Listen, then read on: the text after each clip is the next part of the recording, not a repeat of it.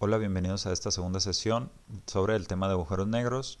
Vamos a enfocarnos de nuevo en lo que llamamos el agujero negro de Schwarzschild, que corresponde a un agujero negro sin rotación o sin momento angular y sin carga eléctrica.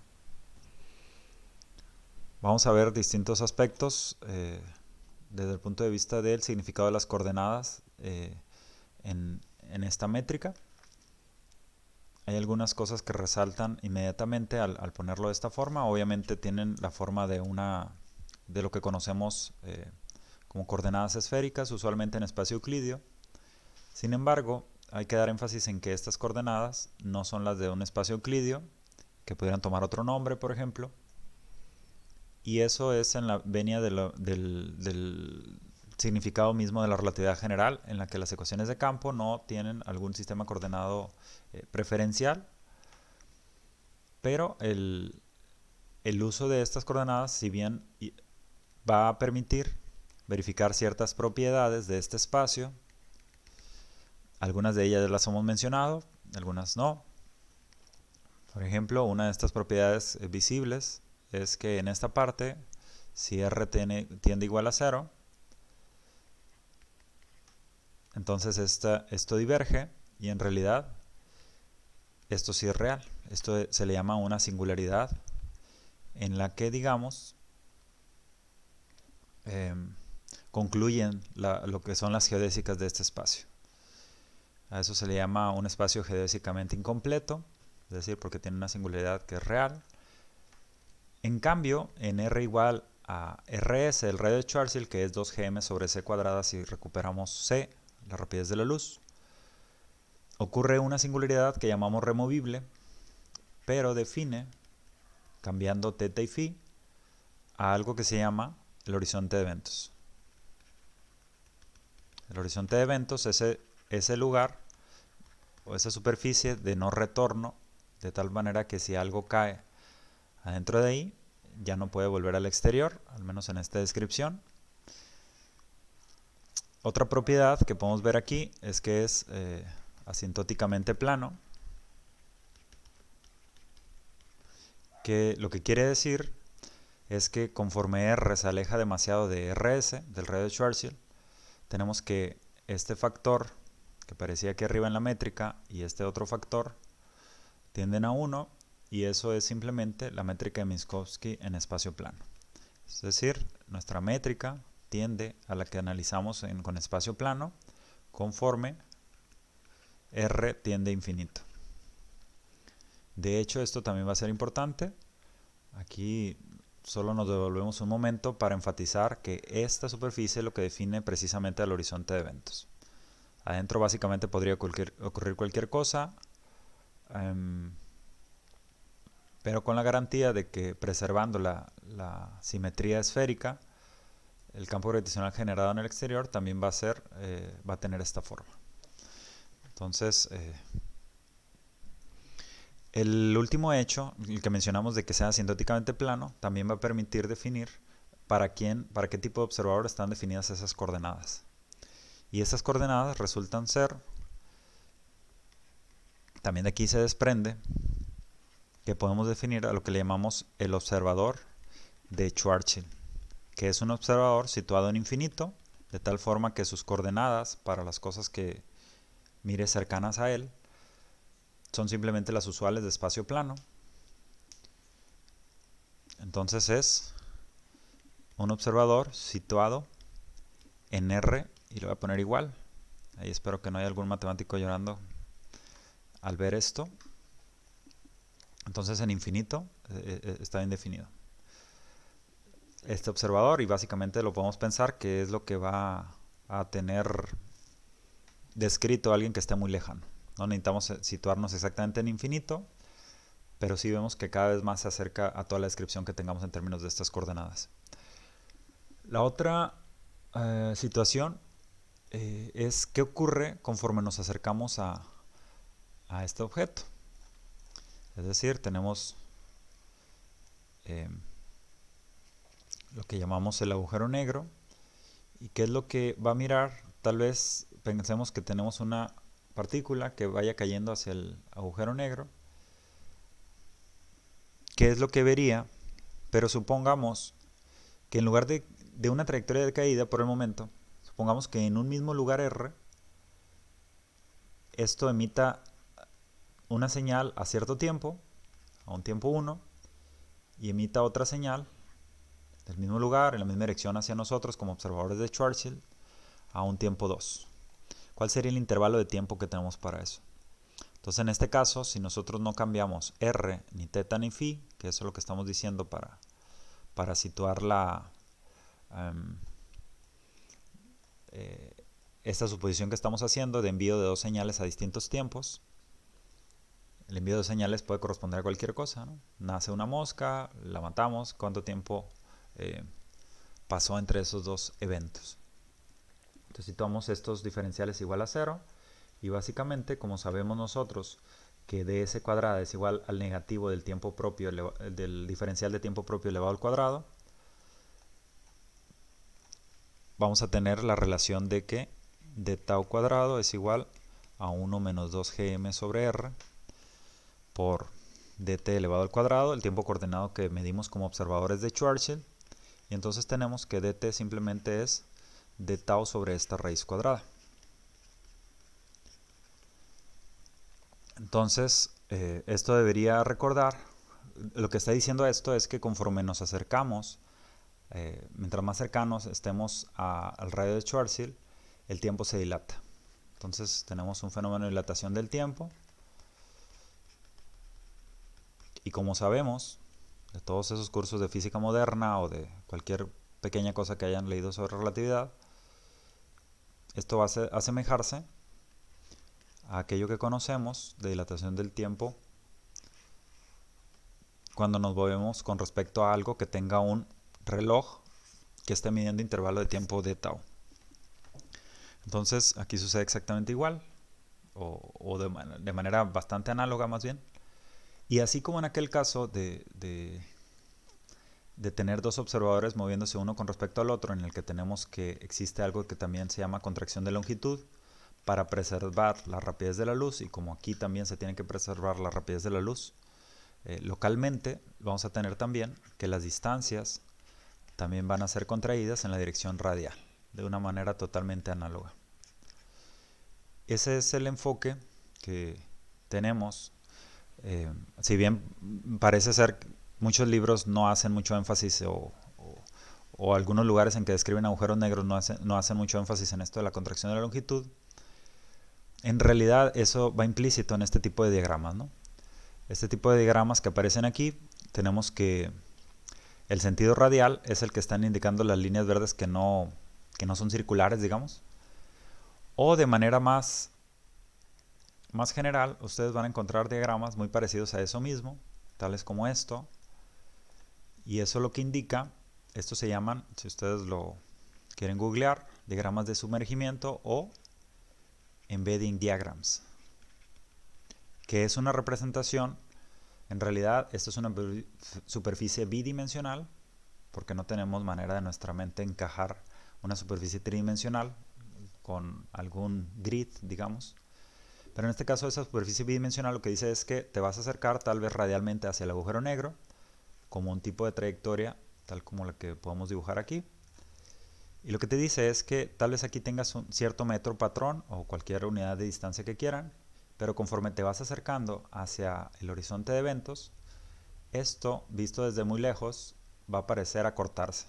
Es decir, conforme este metro, cuando lo vemos, o esta distancia de una nave, por ejemplo, en su sentido radial, la vemos con cierto valor, pero conforme se acerca al horizonte de eventos, esto lo veríamos desde muy lejos como contraído. Bueno, la apariencia visual, el vemos en realidad es como, sería más bien que estaría contraído con respecto a nosotros. La apariencia visual es otra cosa y es todo un tema también incluso hasta de investigación para distintas cosas, ¿no? Entonces el vemos en realidad significa que realmente se contrae. De hecho, hay libros en los que hablan de como de una asociación, más bien algo que le llama, por ejemplo, Kip Thorne en algún libro le llama el paradigma de espacio plano. Pensar que la relatividad general no tiene que ver tanto con espacios curvos, sino que realmente lo vuelves a pensar como una fuerza, pero es una fuerza tal que hace contracciones de longitud de todo lo que pongas en ese sentido, cuando aumente un campo gravitacional.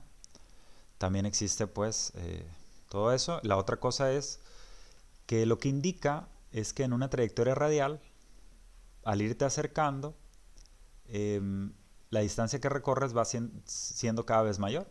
Esa es la idea de esto. En realidad sería como recorrer una distancia infinita hasta la singularidad de r igual a 0. Sin embargo, eso ocurriría en un tiempo finito. Es el tipo de cosas a las que te tienes que acostumbrar ya cuando haces el traslado de cambios de coordenadas, etc. Pero nada más me gustaría hacer énfasis por último a que esto te indica qué tipo de curvatura es o cuál es el signo de la curvatura.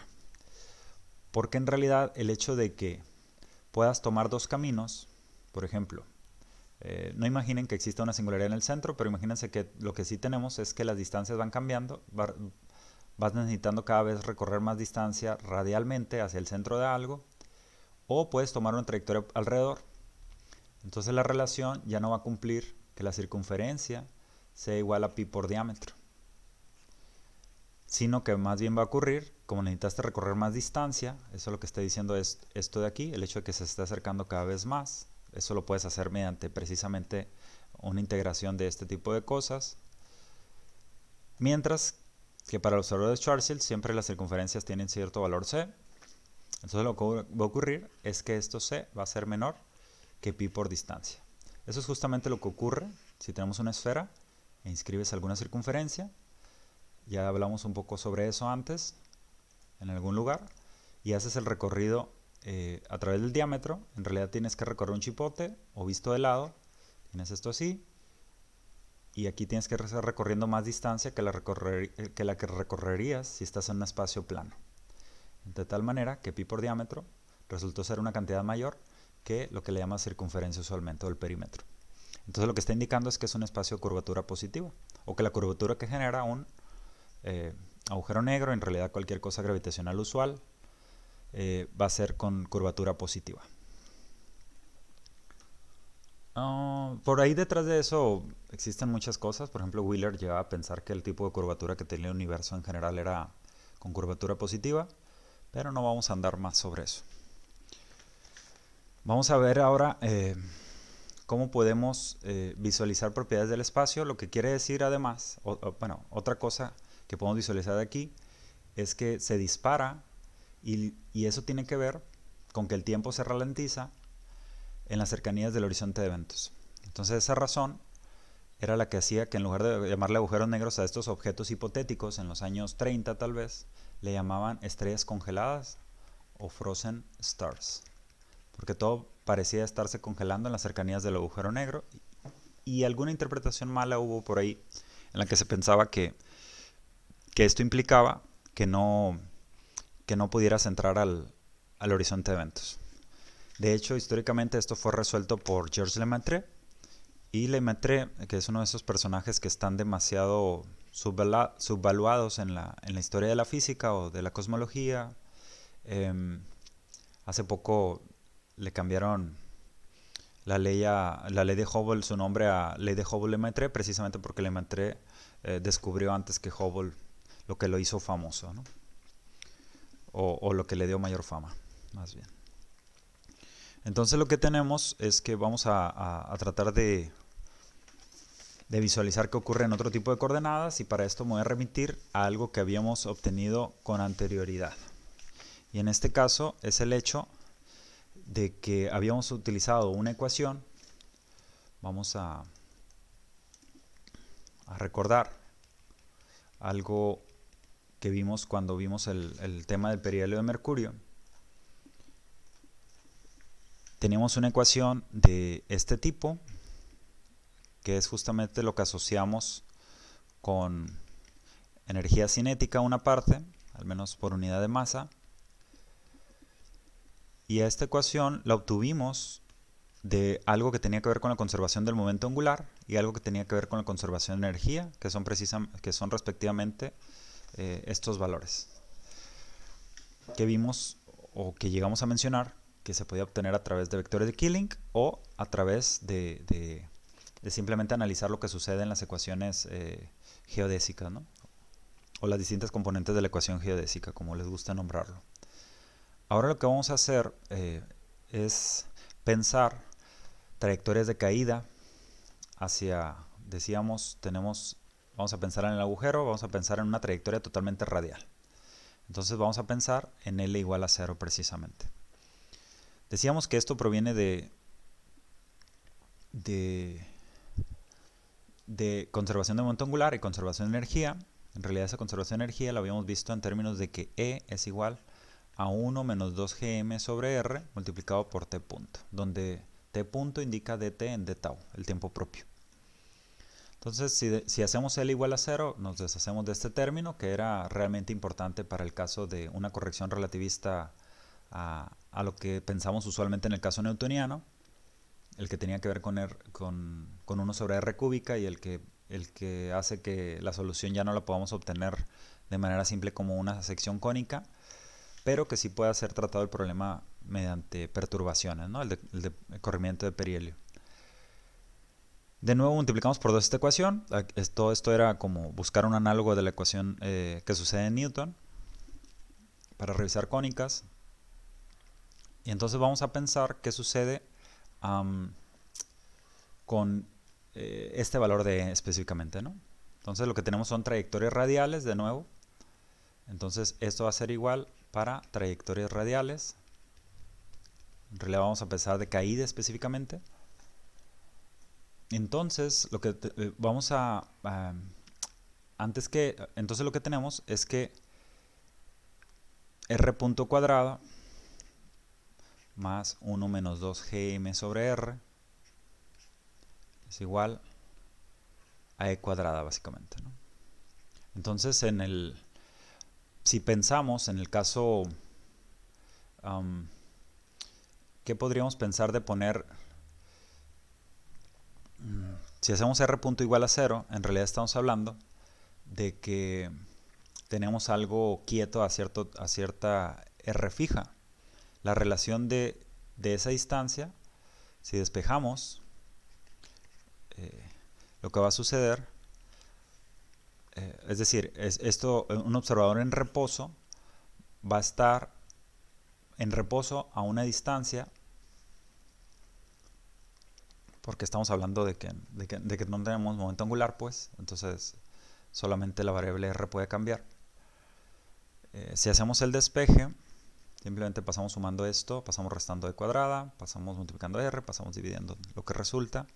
Y tenemos que R0 entonces va a ser 2gm sobre 1 menos E cuadrada. Como R0 y todas las demás cantidades son positivas, tenemos que esto restringe los valores de E, en realidad a E cuadrada menor o igual que 1. Todos los demás valores, pues obviamente te dan un indicio de algo, pero en realidad el E cuadrada igual a 1 es tal vez lo que nos interesaría. Específicamente,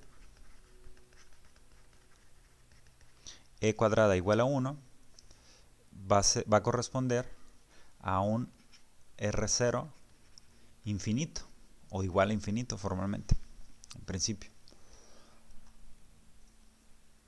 Entonces, si nosotros citamos básicamente ese valor de energía, tendríamos algo que ya conocemos de mecánica newtoniana, que tiene que ver con la velocidad de escape, ¿no?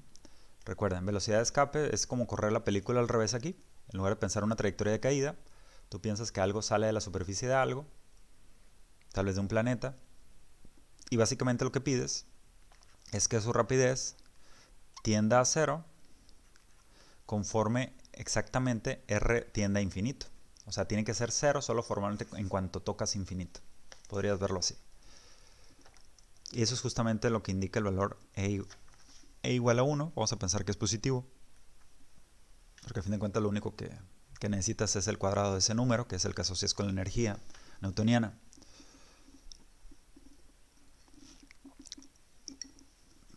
Y entonces en ese caso, si situamos esto igual a 1, se va a cancelar esto de aquí. Y tenemos, para este caso,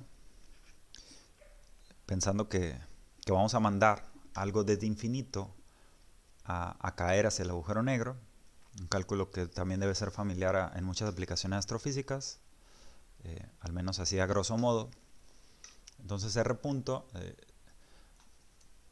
va a resultar en el positivo o el negativo de la raíz cuadrada de 2gm sobre r. Un simple despeje de aquí, donde ahora estamos cancelando esto con esto.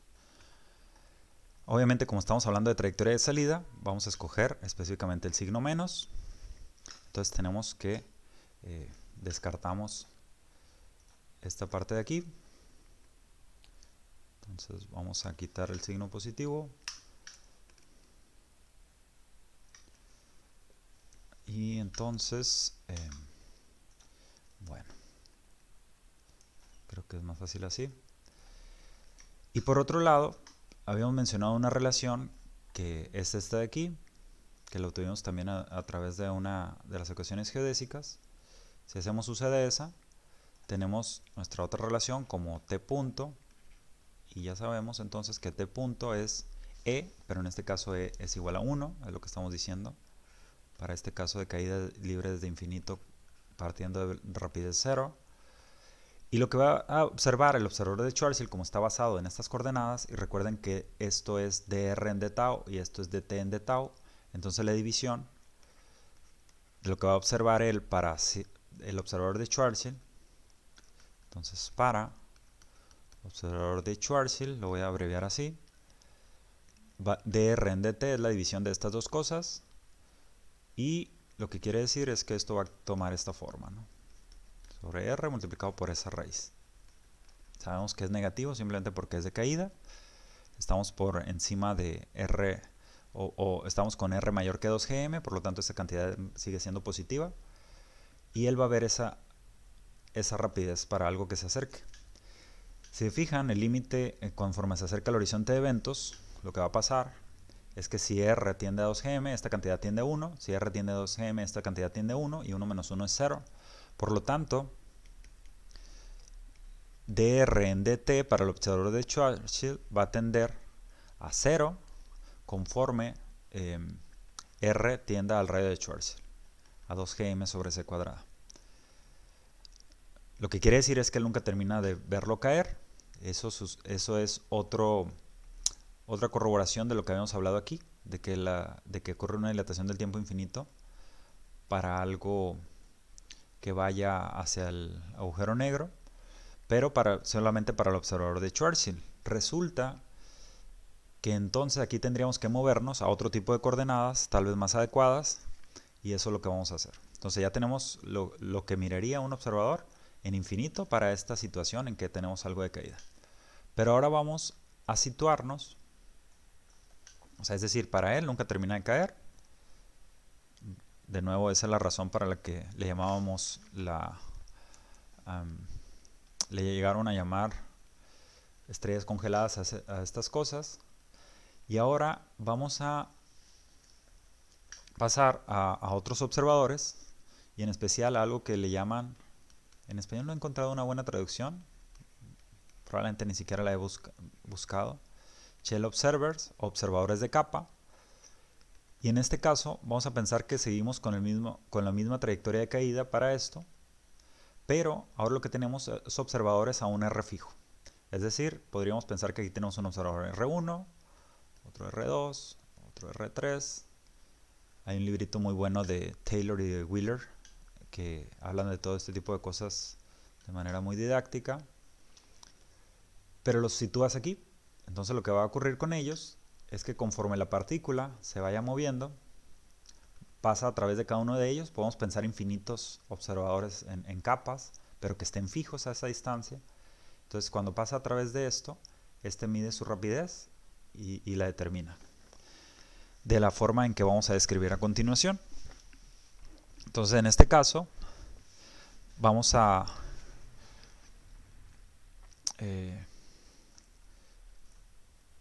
al menos para describir el significado de esto, vamos a recordar que la forma de la métrica, que es menos 1 menos rs sobre r por dt cuadrada más lo mismo a la menos 1 por dr cuadrada más r cuadrada de teta cuadrada más r cuadrada seno cuadrado de teta de phi cuadrada. Esto permite situar un diferencial de de posición en espacio-tiempo de la siguiente forma, ¿no? Sería la raíz cuadrada de 1 menos rs entre r multiplicado por dt y multiplicado por t unitario más la misma cantidad a la menos 1, que sería d multiplicado por dr, entre 1 menos rs sobre r por r unitario, y en este caso los otros son bastante más triviales, sería r de teta por teta unitario más r seno de teta por d phi y por phi unitario. Es decir, en este caso tenemos, tal como habíamos también mencionado en el caso de coordenadas esféricas, habíamos hecho énfasis mucho en lo que le llamamos los vectores base coordenados, que están relacionados por un factor con los vectores base unitarios. Entonces en este caso la única cosa, bueno, de hecho esto también se mira en relatividad especial. Pedimos que el producto interno entre estos dos sea menos 1, mientras que el producto interno entre los demás vectores base es más 1. Entonces estos son vectores base normalizados que en ocasiones sirven para visualizar ciertas cosas. Y en este caso, de hecho, precisamente el observador de Shell lo que va a ver es las distancias que van a tener que ver con esta cantidad. Entonces lo voy a llamar de ρ. O básicamente, o podemos llamarle, más bien podemos ponerle a esto nombres en el que ponemos sigma t multiplicado por t unitario más sigma r multiplicado por r unitario más sigma teta multiplicado por teta unitario más sigma phi multiplicado por phi unitario.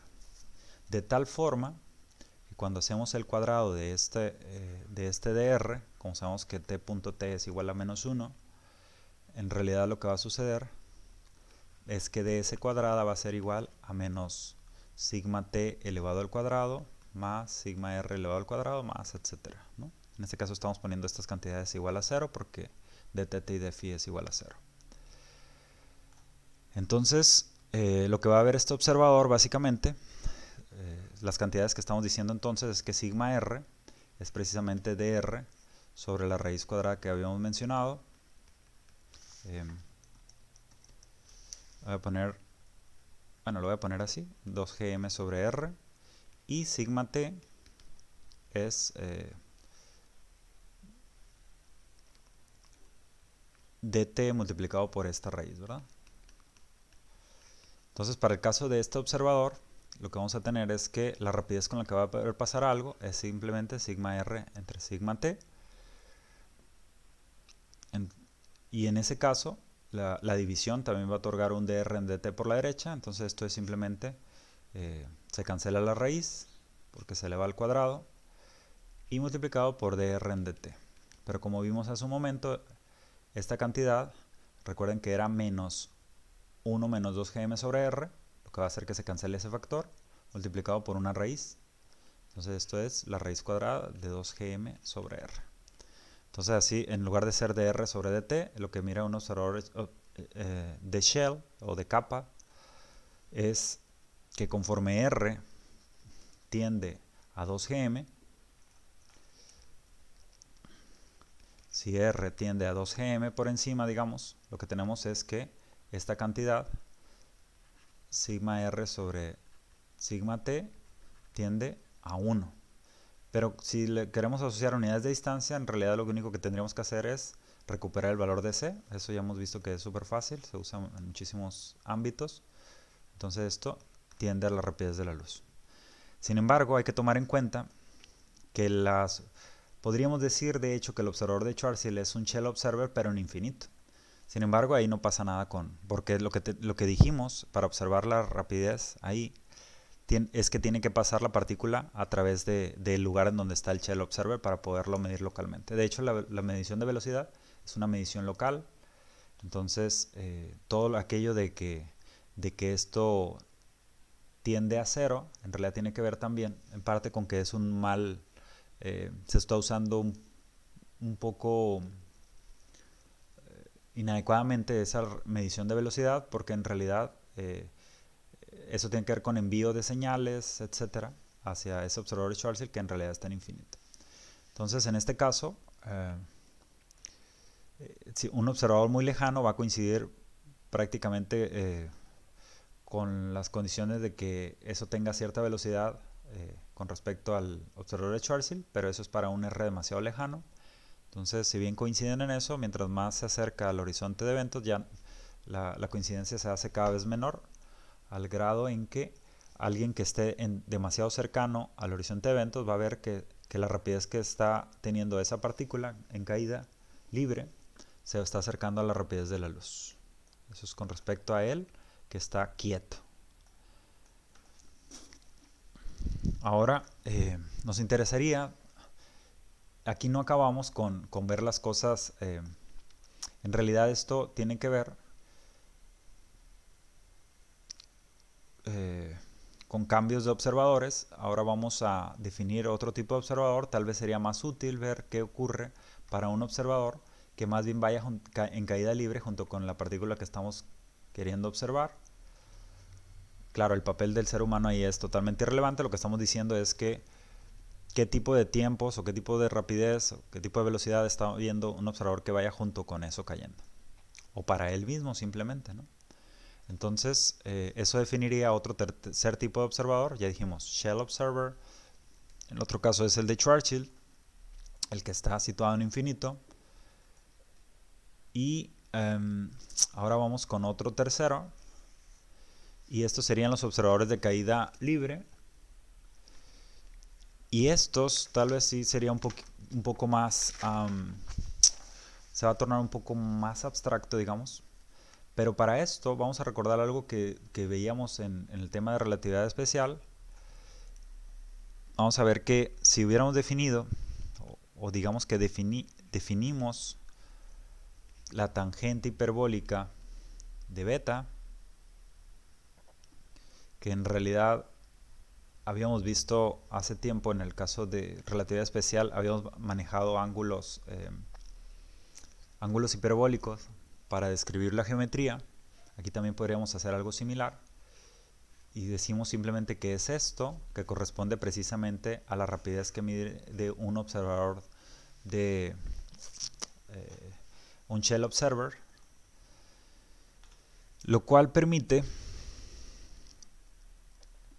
también hacer definiciones similares. Vamos a tomar estas cosas simplemente como definición, ya para no perder más tiempo también. Ustedes lo pueden buscar con los nombres que vamos a dar en un momento para este tipo de métrica o de observadores, ¿no?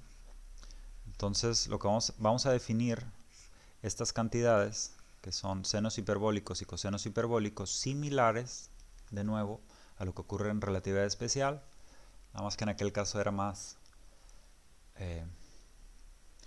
simple. Hacíamos tal vez, por ejemplo, tal vez definíamos el coseno hiperbólico como en términos de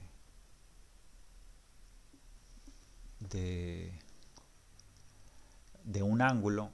En realidad ahí beta correspondía a v sobre c, así es que se puede confundir un poco aquí los nombres, pero esto más bien sería parecido al ángulo phi hiperbólico que manejamos en ese caso, ¿no? Y lo de acá a la derecha sería pareciendo un poco a lo que sería la rapidez, ¿no? Entonces en este caso, de hecho precisamente acuérdense que tenemos 1 menos 2gm sobre r dentro de una raíz en la parte de dilatación del tiempo. En el otro caso teníamos raíz de 1 menos v cuadrada sobre c cuadrada. Las cantidades que asociamos con coseno hiperbólico era, en el caso de relatividad especial, le llamamos beta gamma o v sobre c por gamma, por ejemplo, o simplemente el puro gamma. Entonces esos toman ese papel. El gamma es la división de 1 entre la raíz. Lo que quiere decir es que si ustedes van y observan aquellos temas que estuvimos viendo de relatividad especial, van a ver una asociación más o menos directa en lo que son estas cosas, porque esto se acercaría a lo que es u sobre c, esto se acercaría a lo que es gamma precisamente, ¿no? Entonces estaríamos diciendo lo mismo, de que el seno hiperbólico de un ángulo, que en aquel caso llamamos phi, sería el factor de Minkowski, en aquel caso, de Lorentz, perdón, multiplicado por v sobre c, y en este caso simplemente el gamma. Entonces aquí, de manera bastante análoga a lo que ocurría en relatividad especial, podríamos decir que vamos a hacer una rotación de Lorentz en la forma, la vamos a llamar sigma t igual al coseno hiperbólico, podríamos haberle llamado phi aquí, ya lo dejé justamente como el texto que vi. Y la rotación de Lorentz sería dada por esta forma, y tendríamos un sigma r pues de manera muy similar, ¿no? Entonces decíamos antes que eso eran rotaciones que le llamamos SO31, en lugar de las rotaciones usuales es SO2 o SO3, de manera un poco más general para espacio tridimensional. Entonces es multiplicado por sigma r, y este es el seno hiperbólico de beta multiplicado por sigma t. Fíjense que esto también es análogo a esas rotaciones usuales en términos de cosenos y senos, pero al ser hiperbólicas determinan ciertas cosas sobre causalidad, ¿no? O que se preserven, en particular la rapidez de la luz. Y lo otro es que ahora estamos definiendo un nuevo tipo de coordenadas. Si nosotros hacemos, por ejemplo, sigma r igual a 0, en realidad de por ahí proviene, si hacemos si sigma r es igual a 0, tenemos seno hiperbólico entre coseno hiperbólico, va a ser igual justamente a la división de sigma r entre sigma t. Es decir, volvemos a esto que aparece aquí, que la tangente hiperbólica es el negativo de raíz de 2gm sobre r, por cómo definimos seno, ¿no? Seno entre seno otorgaría esto, y ya sabemos que sigma r entre sigma t ocurre justamente esto. Esto es un indicio de que esto es como decir quieto con respecto a ese sistema que ahora, que por adelantado dijimos que era un sistema de caída libre. Entonces eso va a indicar que sigma t sí lo puedes asociar como sigma t, le vamos a decir dt, es el tiempo propio de un sistema en caída libre. De sistema en caída libre. Entonces, si hacemos eso,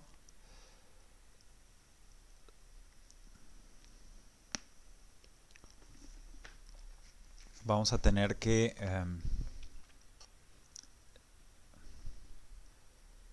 coseno hiperbólico por sigma t. Pero sigma t también ya dimos un nombre, ¿no? Aquí está. Este es el valor de sigma t. O sea, es decir, es de t por la raíz cuadrada, que estamos manejando ya bastante. Y multiplicado por el coseno hiperbólico, que es 1 sobre la raíz, pues se va a cancelar la raíz. Es decir, ya metiendo de nuevo los valores específicos, estamos diciendo que dt, que esto es sigma t, va a ser igual a dt más, en este caso también, este signo menos, con este signo menos lo va a hacer positivo, pero vamos a tener raíz de 2gm sobre r, pero dividido, puesto que aquí tenemos una raíz, pero en sigma r tenemos otra raíz debajo. Acuérdense que sigma r era esto que aparece aquí, entonces raíz por raíz da un cuadrado, por lo tanto esto otorga 1 menos 2gm sobre r multiplicado por dr. Mientras que lo que llamamos sigma r, ese sí vamos a dejar este símbolo aquí. No podemos hacer la asociación tan directa para el caso de longitudes. Esto, bueno, vayan y leanlo un poco. El resultado es de manera muy similar, nada más que en este caso no existe la cancelación, sino raíz por raíz en el denominador. De nuevo ocurre un signo, se va el signo, y esto sería así. De tal forma, también podríamos nosotros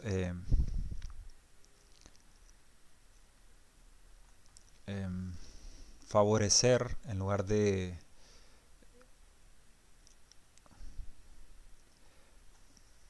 o podríamos en lugar de aparecer aquí un dr, por ejemplo, o cómo podemos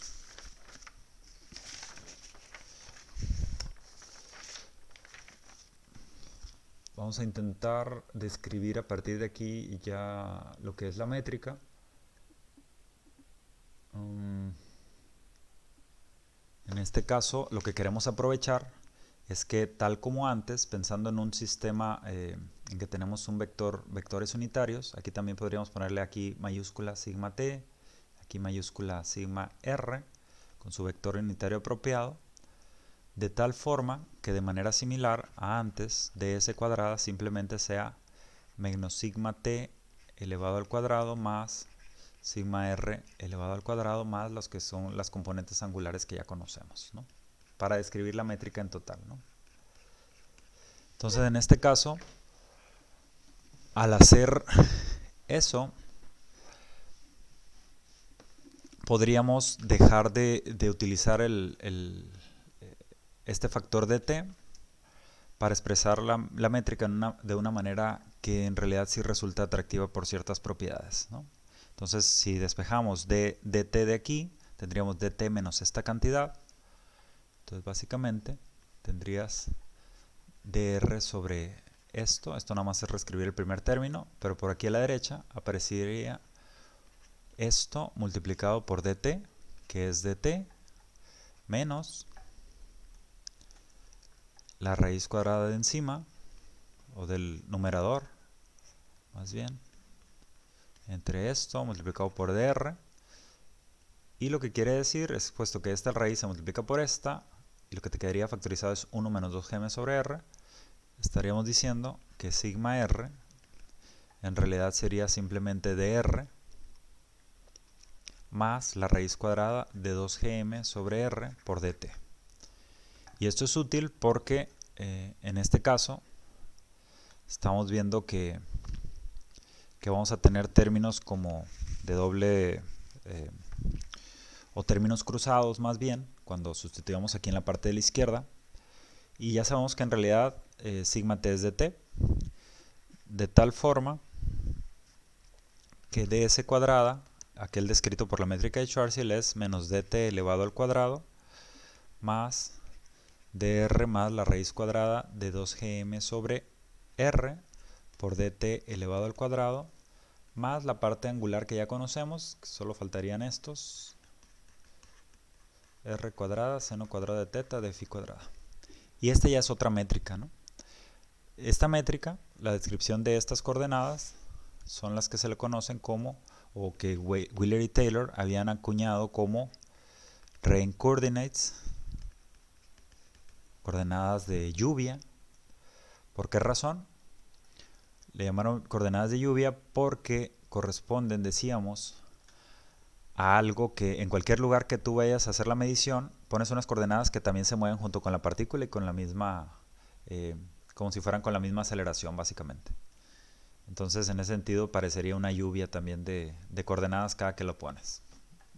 Una asociación visual un poco ambigua, pero sí describe más o menos qué es lo que está sucediendo ahí.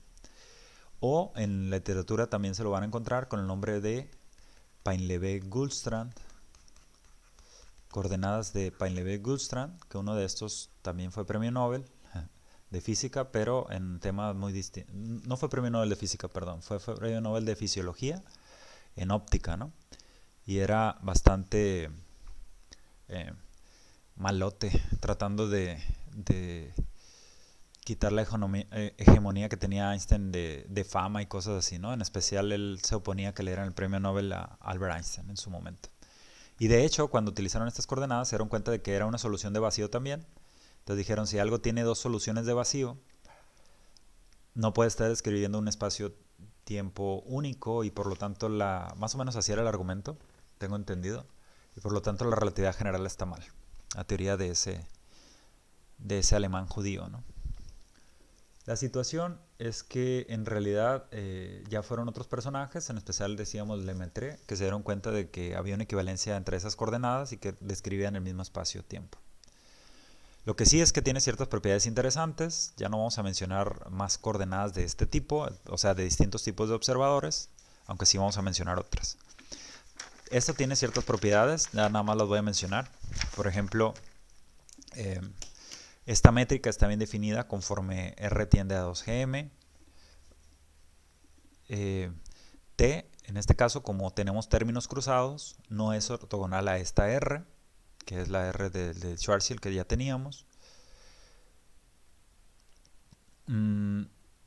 Con T igual a constante, si se fijan, si ponemos T mayúscula igual a constante, que este es el tiempo propio de la partícula que se va yendo, lo que tenemos es que tenemos superficies planas, ¿se dan cuenta? O sea, lo que tendríamos es 0, 0 para esto, tendríamos simplemente dr cuadrada más r cuadrada de θ cuadrada más esto, que eso describe superficies planas.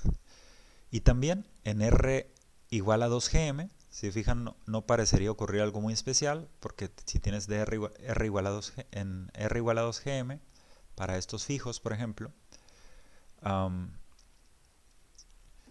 esto se convertiría en un 1. Esta cantidad, como estamos pensando r exactamente igual a 2gm, no tenemos diferencial y tenemos igual a 0, y entonces esto se hace 0. Entonces lo que tienes es tipo luz, que también es otro indicio de que está ocurriendo algo especial en el horizonte de eventos en realidad. Y otra cosa un poquito también que sí nos interesaría sería pensar qué ocurre para luz. Es decir, para luz en caída más bien, ¿no? Entonces si nosotros ponemos para luz, nosotros sabemos que ds cuadrada es igual a 0. Y si hacemos el despeje, dt cuadrada es igual a dr más la raíz cuadrada de 2gm sobre r. Estamos pensando que dθ y dφ son igual a 0. Por lo tanto, solo nos quedamos que estas dos tienen que sumar 0. Esa es la misma expresión de esto. Y el tipo de solución es que si nosotros hacemos el despeje, tendríamos que hacer el doble producto, etc. Y voy a poner aquí el resultado, ¿no? Aquí va a ser, nada más hagan ahí un poquito de álgebra. Lo que tenemos es que cuando sacamos raíz cuadrada aquí, podemos tener sentido positivo, un positivo o negativo. Para el positivo, este tendría que pasar restando, para el negativo, este tendría que pasar sumando, de tal forma que el resultado es que 1 menos más por la raíz cuadrada de 2gm sobre r, multiplicado por dt mayúscula, es igual a más menos dr. O de la misma forma que dr en dt va a poder ser más menos 1 menos más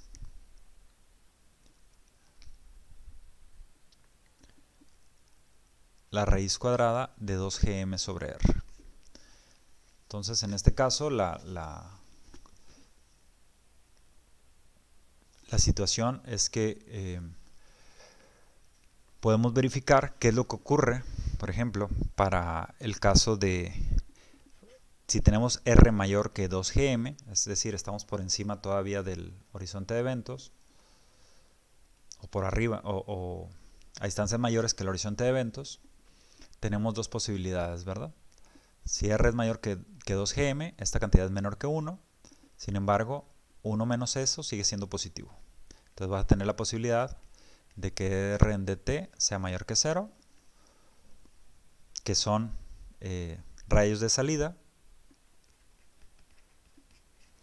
O la otra posibilidad es que tomes esto negativo, pero también esto es menor que 1, pero estás tomando ahora el otro signo. Entonces tienes dr en dt menor que 0, que son trayectorias de rayos de entrada, o ingoing le llaman en la literatura. Pero ¿qué pasa para el caso r menor que 2gm? En r menor que 2gm tenemos que esta cantidad es mayor que 1, la división. Por lo tanto, cuando escogemos el signo positivo, otorga 1 menos algo mayor que 1. Es decir, tenemos dr en dt menor que 0 para el caso con esos signos, y para el otro signo simplemente sumamos 1 más algo, que también es mayor que 1, pero tenemos el signo menos por abajo. Entonces, tenemos para ambos escogidos de signo que dr en dt es menor que 0.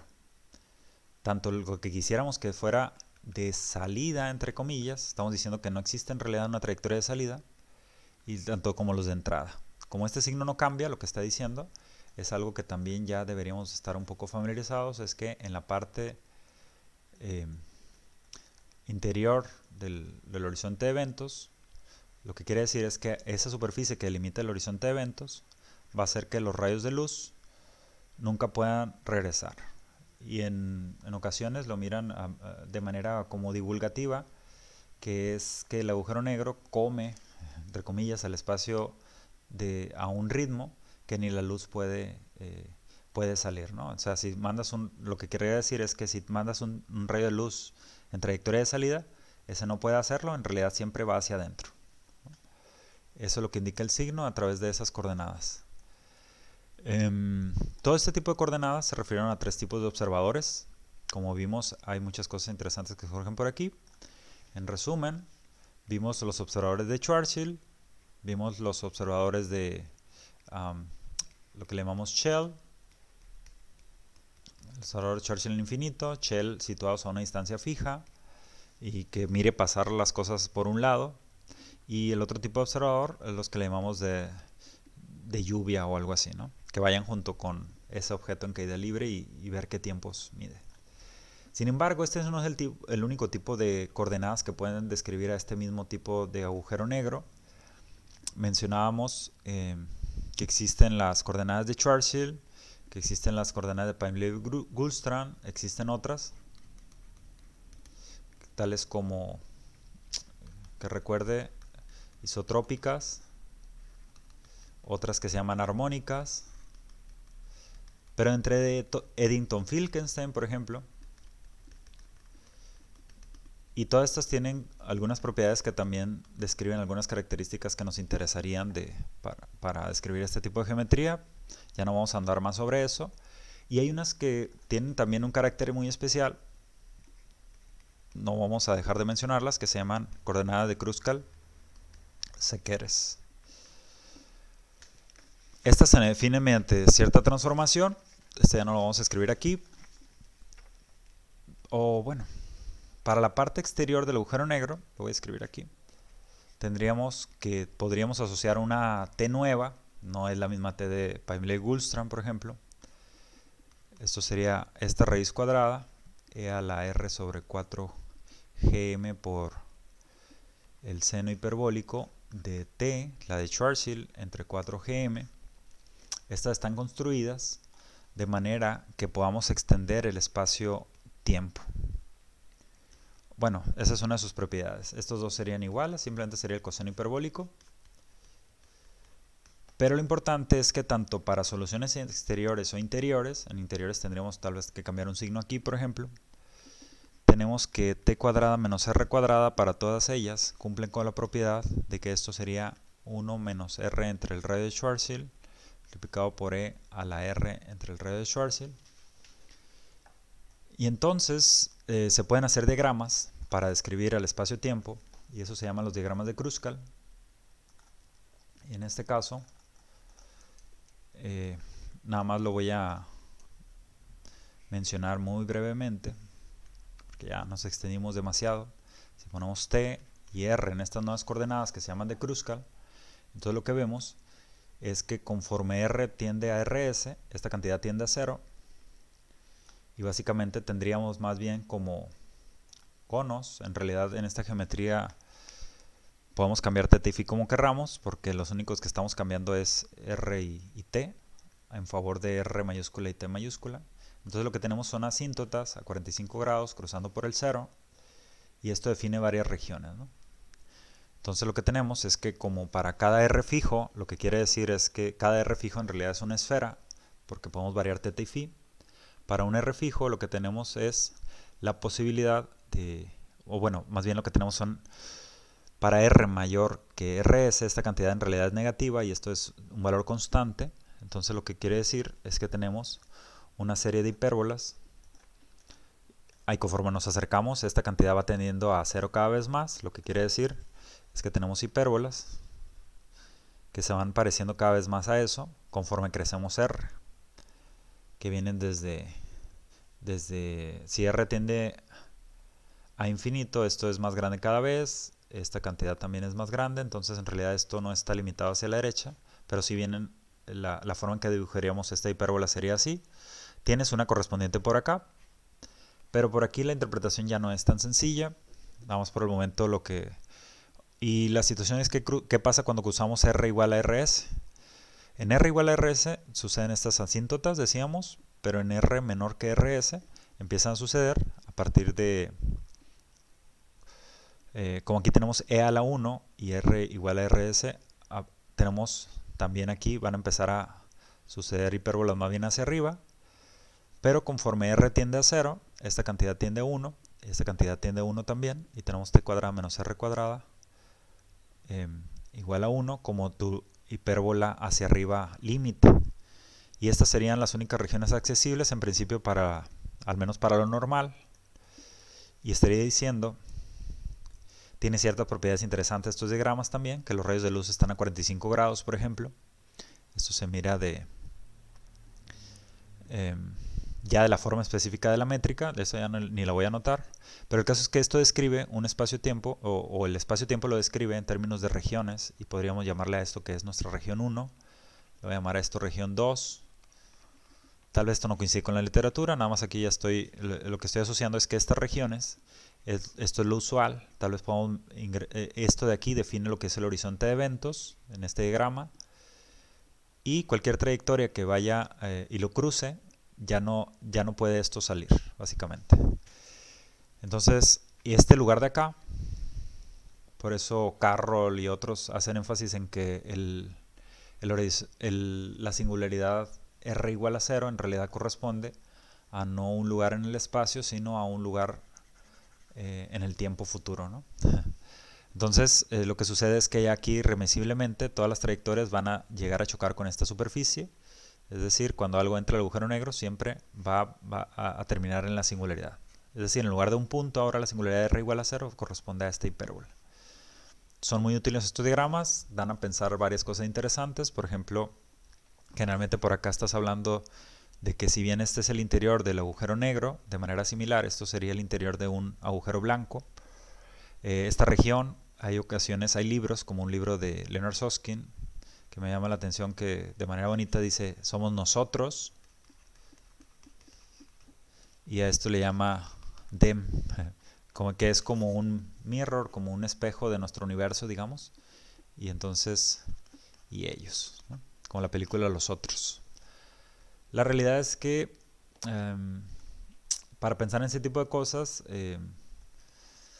ya podrías empezar a hablar de lo que son agujeros de gusano, ese tipo de cosas, pero lo postergaremos para discusiones futuras. Entonces, por el momento, espero les haya acomodado algo la información que dimos sobre agujero negro de Schwarzschild, y en la próxima veremos ya de una manera de nuevo más esquemática, en lugar de entrar tanto en la parte matemática, pues desarrollos más generales relativos a agujeros negros y otras propiedades interesantes. Entonces, hasta la próxima.